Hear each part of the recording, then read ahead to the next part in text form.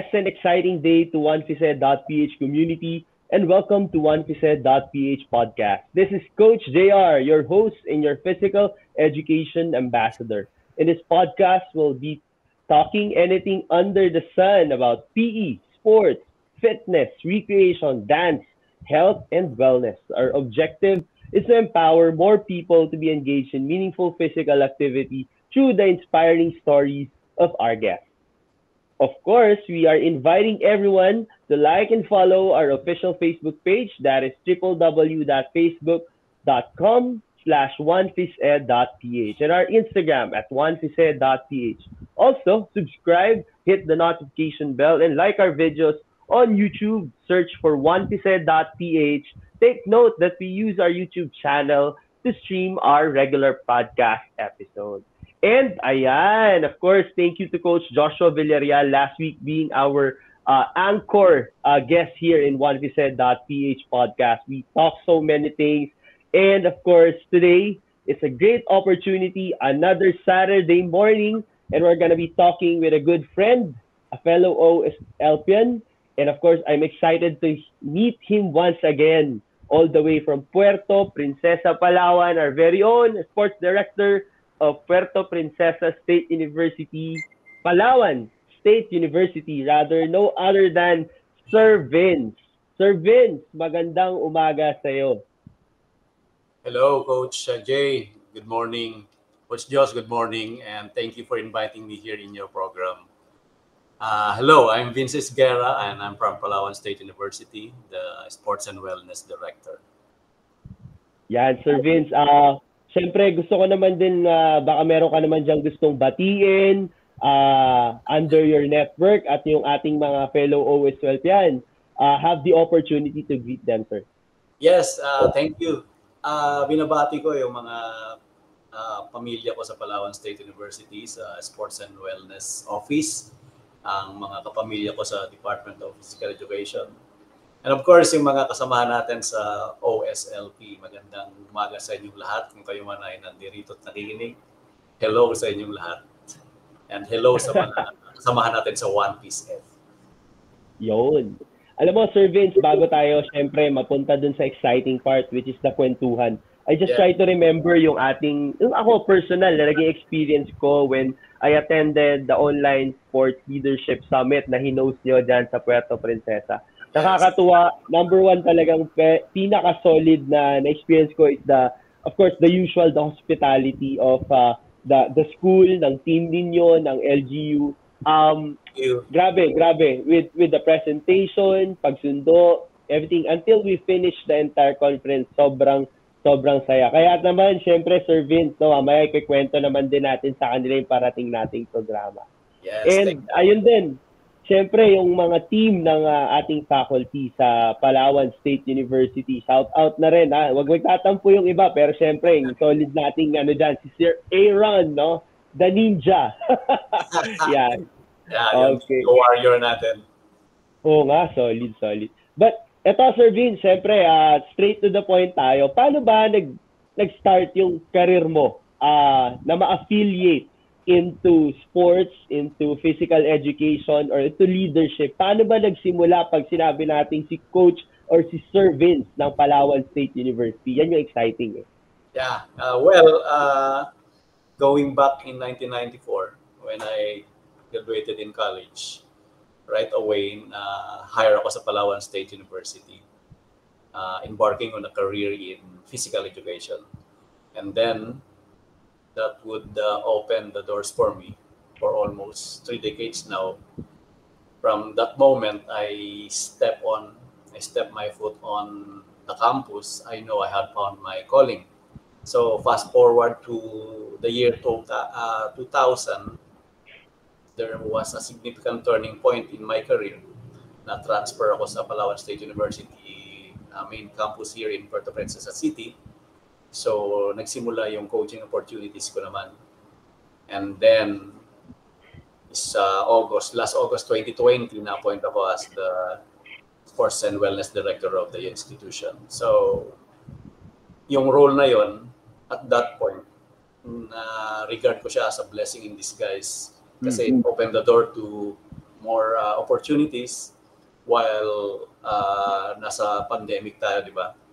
Okay. Yeah. And it also became a chance for me to make a difference, not only in the lives of our university athletes, but also in the broader community of faculty and staff members of Palawan State University. So that, from that point on, naging isang remarkable na yung pagiging director natin. Bawat araw, it brings new opportunities and challenges. So it pushes me to grow and evolve in ways I never thought possible. So ngayon, nandito tayo ngayon, kasamahan natin sa One Piece Eds, One OSLP. Ito na yung mga bagong challenges natin. Ito na yung mga naging opening opportunities sa atin. Mga produkto ito ng networking and collaboration and connectivity. Well, oo, tama, Sir Vince. Sino ba naman mag-aakala na lahat nagsimula online, kada batch, di ba? Then we found out ourselves in Puerto Princesa, coming from different batches ng ating master class. Of course, thank you and shout out to our very own Coach Nolly Ayo for having that wonderful and amazing program. Diba? Solid no? If you're gonna imagine lang, Sir Vince, imagine mo itong simpleng idea were put into reality. And right now, we're talking and sharing, no, yung storya ng bawat isa. Dito ka na, in OnePiece.ph stage. Oo, naalala ko to. Naalala mo yung ganito? Yes, yeah. Tatak ni Coach Nolly yan eh. Tatak, no, Coach Nolly. Ng OSLP and Coach. Yes, exactly. Coach, ito naman, isang follow-up question. Kasi nasabi mo, of course, you started your career until such time you were given the opportunity to lead an office. Kasi yung word na leadership, big word yan sa atin, di ba? Mga OSLPians, no? So, anong klase naman na leader? Anong klaseng pagtrato ang binibigay ni Sir Vince pagdating naman sa kanyang mga subordinates? Why Palawan State University is now prospering when it comes to program and innovation? As a sports director or a sports leader, yung talagang gusto kong ma-implement as a leader, yung ma-foster yung culture of communication and inclusivity. Kasi pag na-involve natin lahat, meron tayong tinatawag na teamwork, di ba? Crucial yan sa every member, lalong-lalo na pag you make them feel valued and well-informed. Exactly. Yeah, so, I agree. Yeah, tama. So kapag pina-prioritize natin yung pagkakaroon ng transparent discussions between and among individuals involved in the discussions, in the decision makings, naririnig yung kanilang mga voice, di ba? So this ensures that when we make important decisions, they are made with a collective understanding of the team, understanding and support of the team. So part sila ng decision making. So mayroong ownership, mayroong activity. So yun yung gusto kong yun yung parang meron na gusto kong gawin as a leader. Gusto ko involve lahat, and inclusivity and talaga communication are the important factors for managing and leading a particular organization like the DPE and the Office of Sports and Wellness. So yun, doon lang ako umiikot, communication and inclusivity.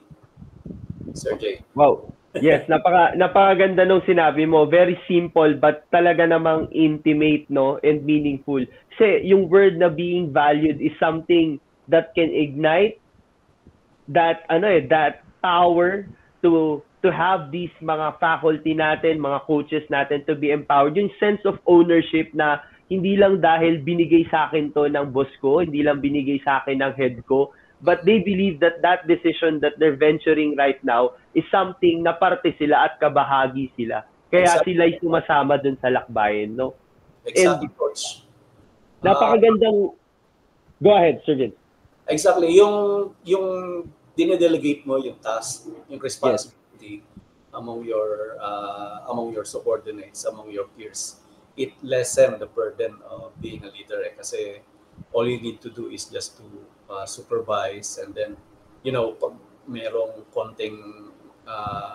may konting problema sa isang tao na alam mo kailangan ng guidance, yun yung time na dapat ka nang pumasok, pero you make them feel na talagang part sila ng program and part sila ng decision making. Yun, ownership and participation, yun yung pwede kong maano sa kanila, ma-develop. And then, pag sila na ang leader, maaari nilang ma-adapt yung approach na yun, thinking na nakaka-develop tayo ng leader. So pag akuin ko lahat, parang ako lang wala akong leader. Yan, parang tayo rin, parang ikaw, parang si Coach Noli. Yan, lahat yan nandun sa kanya naman yung tinitingnan ko naman yung gano'n parang pinapattern ko yung pagiging isang leader ko kay Coach Noli, sa inyo, kay Mama Kiko. Lahat yun, important para sa akin. Well, napaka-importante talaga yung pagiging figure natin as being a leader, no? Kasi it will also reflect doon sa quality of output, contribution, innovation, and eagerness ng ating mga dapat na ihulma para maging pa susunod, of course, na mga leader. Kaya champion ka dyan, Sir Vince, with that approach. Solid yan, because it only shows that people will do innovations more beyond what we can imagine as leaders because they are empowered. Right, and of course, syempre, we're talking about empowerment. And syempre, parte na dyan ang mga victories and mga upsets, di ba? Hindi naman sa atin nga, di ba? Minsan we're talking about it's not always Christmas, hindi lagi Pasko, no? Syempre, we achieve victories, but of course, we need to recognize yung mga upsets or mga things that can also motivate us, like Texan way of motivation na kung saan hindi ganun kagandahan pero it will let us motivate. Ano naman so far, with your experience being a sports leader, Sir Vince, for a couple of years, what's your greatest achievement so far as a sports leader? And on the other side, of course, what are the things that you recognize that you must improve or things that improve you to reach another level of, itong ating pinamumunuang opisina sa ngayon?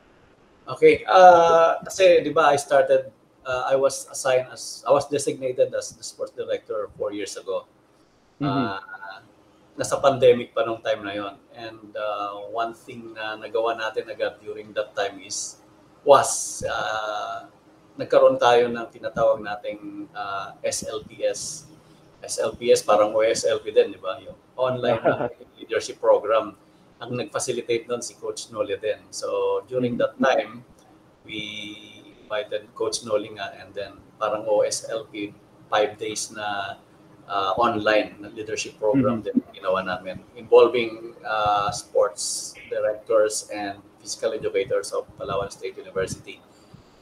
So that one achievement, I think, contributed for me to realize na importante talaga ang connectivity. And so sa mga naging achievements ko talaga na mapagmamalaki ko is through that online leadership program with Coach Noli, I was able to meet and rub elbows with Attorney Agra of Philippines Obstacle Sports Federation. You know what? When we had this online meeting with Attorney Agra and Coach Noli, na-invite lang ako doon. It's about the Mindanao Peace Games. And so happen na si Attorney Agra nandun right there and then. Binigyan ako ng obstacle box. Yes, blessing. Yeah, yun yung talagang through connectivity and networking.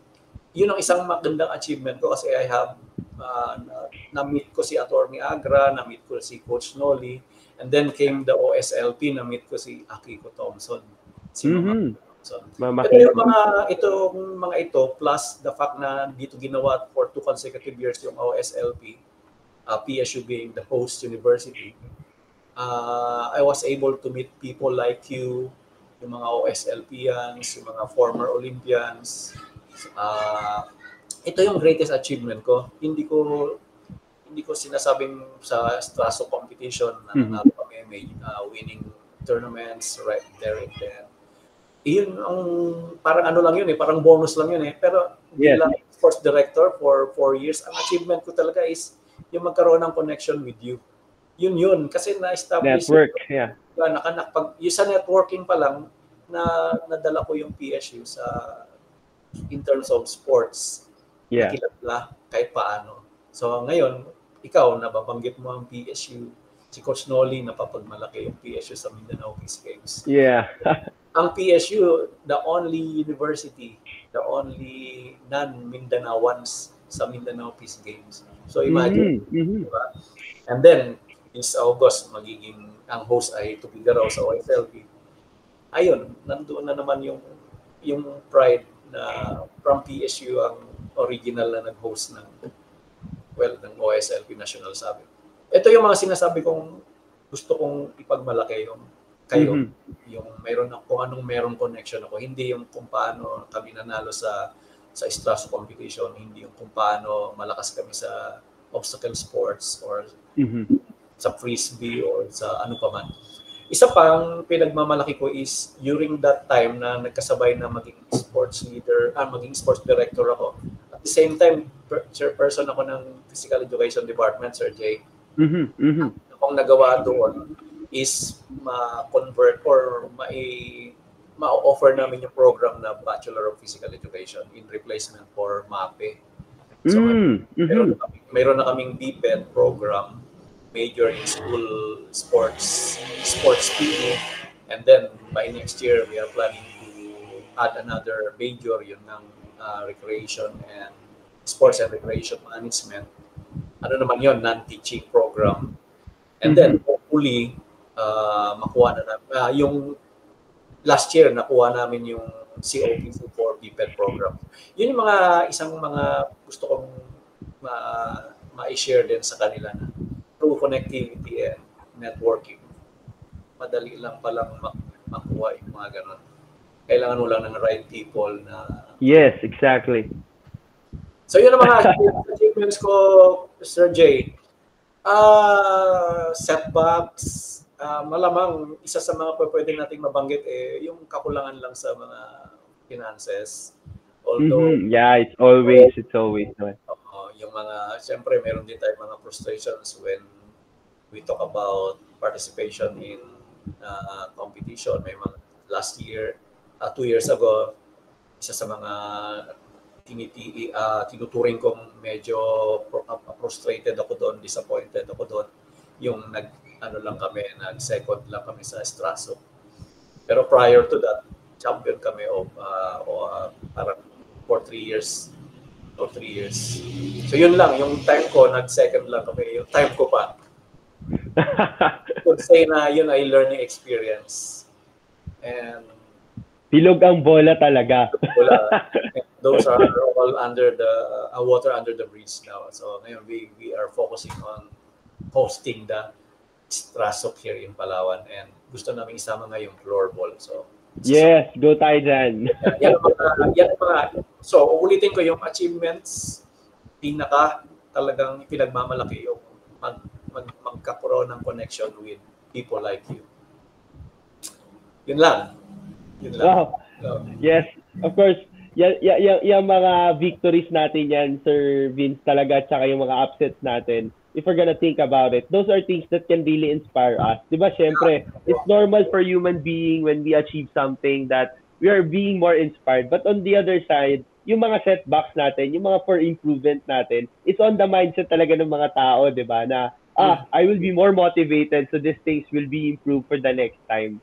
Tsaka, ang ganda naman nung Sir Vince, kasi it's a more than medals mindset, yung tinatawag nga natin na sometimes, minsan, di ba, it's very common, syempre, coaches would like to win medals because, of course, being practical, sometimes their existence as coach based on the achievements that they get. But as a leader, this is sinabi mo, makikita natin that if that's the mindset of the sports leader na nagagay sa mga coaches natin, that medal is the secondary, and of course, yung transfer na mabibigay natin sa mga bata when it comes to values, character, mindset, no, being a human being, not only for their community but for their others. Yun yung mga hindi natin mame-measure, pero pag na-invite natin yan sa ating mga coaches at na-invite na-transfer nila yan sa mga bata, we can create more better leaders for the future. Kaya another champion tayo dyan, Sir Vince. No? Thank you. And of course, syempre, I now nakabuild ako ng network sa iyo, Sir Vince. Of course, I see now Palawan State University. Nakita ko rin, no? Syempre, pagmamalaki natin yan, yung mga hosting natin na involve ang Palawan State University ng mga table tennis, international table tennis tournament, di ba? Meron pang triathlon, no? Maraming mga events yang involved din kayo dito, Sir Vince. And isa rin sa nabanggit mo syempre, natutuwa ako dun sa nag-assist pala sa akin, no, nung nag-conduct ako ng floorball session sa ating mga ka-master class sa OSPN, no. May isang nag-assist sa akin and so happy to see him last December in La Salle Sobel na faculty na pala siya. I'm not sure kung student pa rin siya or nakita ko siya doon, nagulat ako na he's so inspired na nadala pa natin sa Maynila itong kasama natin para maging bahagi ng programa nating Sir Vince, no. Nakakatuwa and solid yung mga ganong opportunity na nabibigay natin sa faculty natin. Yes, oo. Yun yung isa sa mga parang gusto kong ipatupad talaga na let's give opportunity to everyone. Like nung nakarang One Piece Ed Convention sa inyo, I made sure na hindi lang ako talaga yung a-attend. Gusto ko may mga ibang kasama akong tao na sana ma-experience nila yung na-experience ko bilang sports director. So parang tinutukoy mo si si Daryl Lumakang. Yes, si Daryl, BPED student namin yun. And gusto ko ma-experience niya personally yung mga bagay-bagay na hindi niya na-experience dito sa Palawan. So, first time niya doon pumunta sa Manila, first time niyang makasakay ng aeroplano and tuwan-tuwa siya. Oh! Tuwan-tuwa siya. Tapos nanalo pa siya ng di ba? Raffle. Raffle. Yun, isang experience na ikikwento niya ngayon dito sa Palawan State. So, yung mga batang kasamahan niya, mga estudyanteng tulad niya, parang, sana naman sumama rin pala kami. Yung mga ganong opportunity, yun yung mga gusto kong ma-develop sa mga susunod na leader na huwag nilang sarilihin. Exactly. Wow, napakaganda naman nun. Yeah, because if we share the opportunity, mas marami tayong makakasama dun sa mission talaga natin sa ating mismong institution. Okay. And of course, meron din akong isang importanteng question dahil nga nawi-witness ko, I'm a witness how Palawan State University and in your network nagpo-flourish ngayon. Sir Vince, ano ba ang mga future plans mo as the leader of Palawan State University Sports, and ano ba yung na-envision mo that you will reach in the coming years as the sport leader? Okay. First and foremost, Coach Sir Jay, yung PSU ay envision to become the Center for Sports Development in Region 4. You see, pag sinabi natin sports, ang naiisip natin kaagad ay basketball, volleyball, yung mga popular sports. But pag iniisip mo, may iba pang sports pala na dapat nating i-popularize.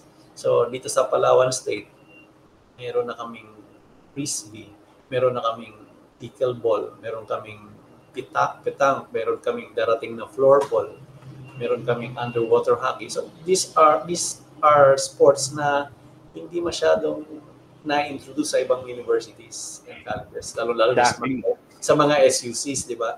So yun ang ini-envision ko for Palawan State University.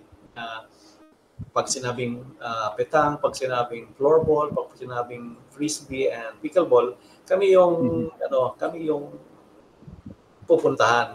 Pwede kaming maging hub for those particular sports. Kami yung magti-train, kami yung center for sports development. Another thing is yung makuha natin yung particular na gusto kong mangyari since noon pa, gusto kong gawing isang institute yung physical education. Yeah, that's nice. And then siguro so hindi naman siguro masamang mag-dream ng malaki. Yung dito sa Palawan, magkaroon ng parang isang college na ang PE maging tulad sa UP, mayroong College of Human Kinetics. 'Di ba? Sa ano kasi sa Cavite State University meron silang College of Sports and Physical Education. So dito gusto ko rin magkaroon ng ganun sa PSU. So other than that, ang next na mga plan ko and programs is parang hindi na rin tayo tatagal sa posisyon nito. So I am trying and I am starting now to develop new leaders like nandiyan na sila Ma'am Dana. I sent Ma'am Dana two weeks ago sa MPG. So instead of me attending the MPG meeting, binigay ko na kay Ma'am Dana. So Ma'am Dana, experience mo na yan, ikaw na ang next leader.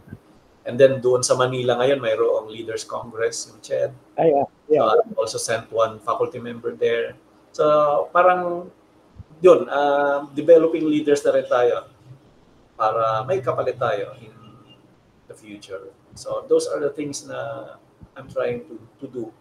And parang in preparation na rin for the future, may papalit sa atin na magpapatuloy ng dream natin sa Palawan State University. Wow, that's a very nice word from you, Sir Vince. Sabi nga in the field of academics, begin with an end in mind, no? Parang, 'di ba, backward design. So, hindi mo in order for you then yung ginagawa ninyo ngayon na mga innovations na mga opportunities will soon really prosper. And syempre kailangan natin ng next generation who will continue to improve what we set so far. Kaya saludo ako sa Sir Vince, and it's nice, no? Personally, I'm really happy to hear your story, and of course yung sinishare mo when it comes to how you are as a sports leader, what are your plans, and what are the achievements and upsets that you experienced so far. These are the stories na alam natin na marami tayong mga currently nag-aaral hindi lang sa Palawan State University, in different colleges, universities around the Philippines. And these are the kind of stories na dapat talaga natin continuously na binabahagi sa mas marami nating mga kasama sa community natin. Dahil ito yung mga pagkakataon, mga inspirational opportunity para mas matuto sila sa sa atin mga nagkaroon ng pagkakataon na mamuno at gampanan na ang ating tungkulin dun sa binigay sa atin na role. Kaya, Sir Vince, isa na lang, importanteng question to. Ano mabibigay mong mensahe, of course, message para sa ating community, sa mga future PE teachers natin or mga sports leaders natin, so that in very, quick time, yung pagiging solid talaga natin as a community will really be there. Anong message mo para sa ating community, sir? Okay. So, sa mga kasamahan nating mga physical educators, mga kapwa natin, sports leaders, isa sa mga natutunan ko talaga at pinagmamalaki ko is when I became OSLP yan. Diba? Malaking tulong yung pagiging member natin and part ng OSLP. Sa batch 2 ako eh. So, sa ngayon, ang may papayo ko, yung natutunan ko rin sa OSLP, yung connectivity, collaboration, and yung pagkakaroon ng network. Sa tatlong yan, makaka-establish ka ng mga friends, magkaka-establish kayo ng mga katulong sa pamumuno, and they will give you the wisdom and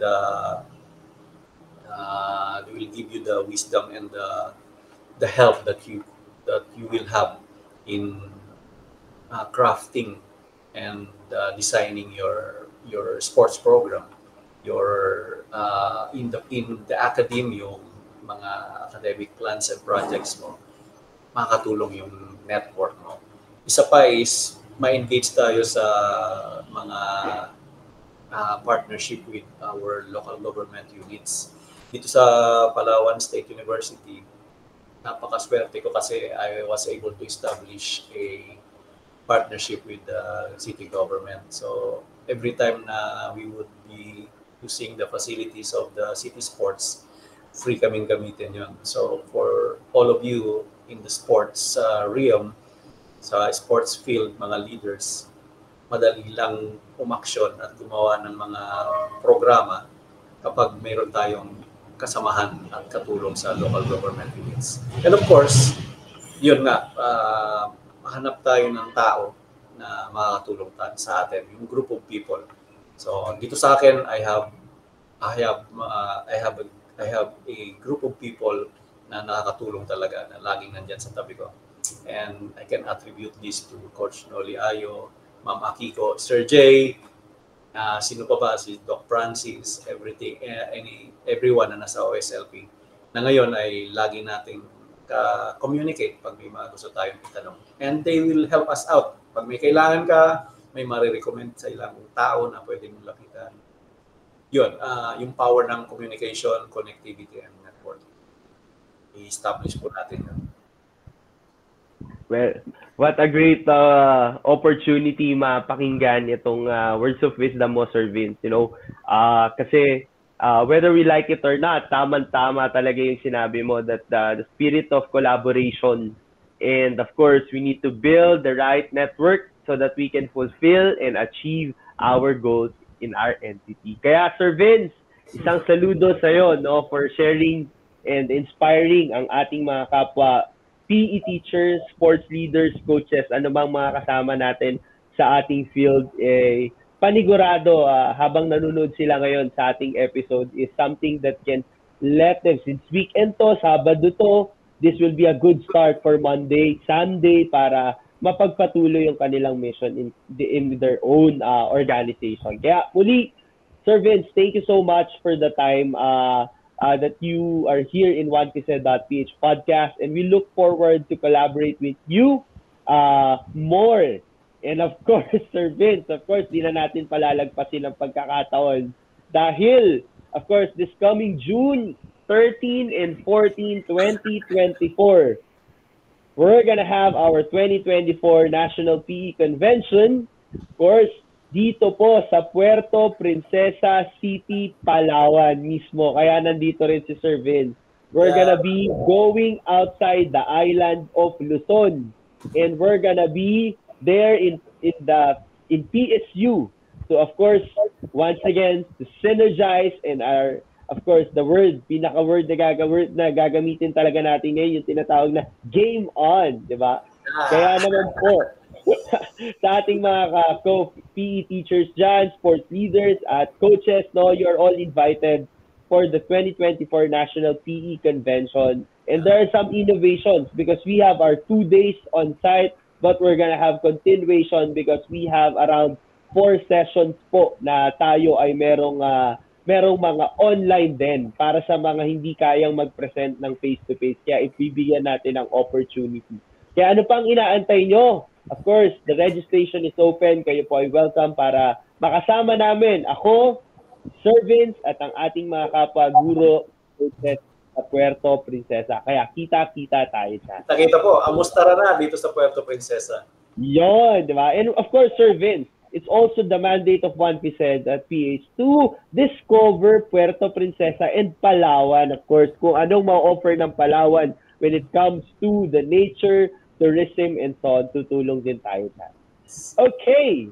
Yan, grabe, Sir Vince, no? I think we're talking around almost 40 minutes now, and marami ako natutunan personally sa'yo, Sir Vince, and I look forward to see you, your team, and PSU growing in the coming months and years. Thank you. Okay. Thank you. Yes, and again, maraming salamat sa pagtutok nyo po dito sa 1pz.ph podcast, and looking forward that you will be with us every Saturday para, of course, tayo ay merong isang hub na pupuntahan mga PE teacher where we share our stories, the stories of our fellow PE teachers to give inspiration sa ating profession. Muli, this is Coach JR Viterbo, the founder and program director of 1pz.ph, together with Sir Vince Okay? At kayo po muli ay pinapaalalahanang let's break the limits and let's go beyond. Once again, see you next Saturday. Bye! Thank you, Sir Jay.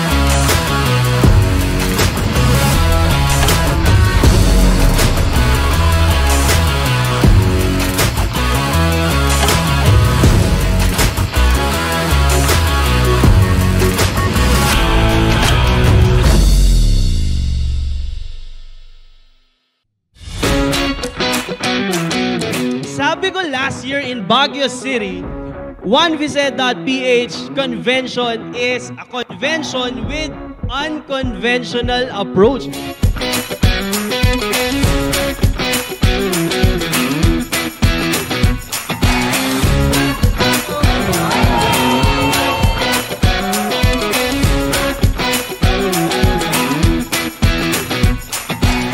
Siyempre, magpapakitang gilas.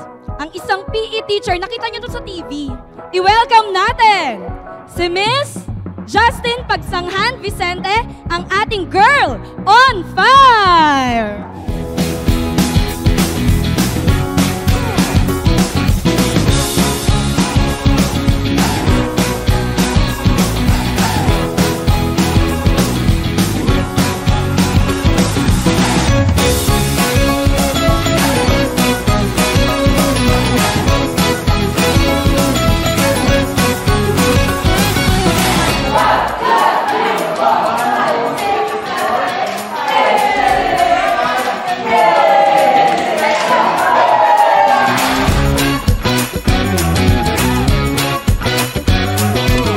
Again, let's have our break, let's break the limits, and let's go beyond.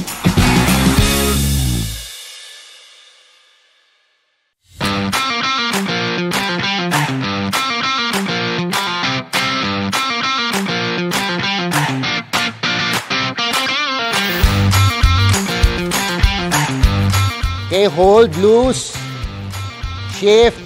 It's gonna look like this.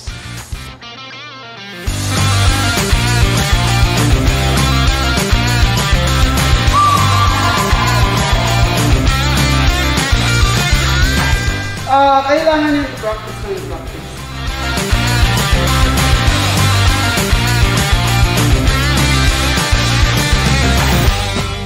So, Chuda no Kamai, this is your basic kendo stance. From here, you can again attack or defend easily.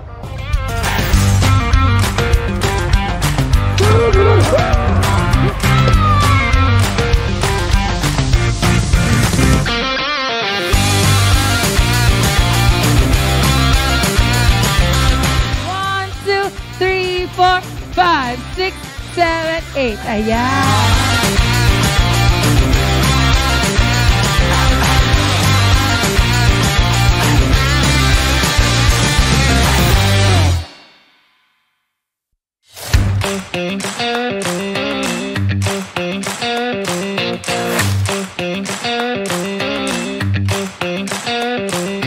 Orienteering is a sport, pero may skill ng land navigation sa orienteering.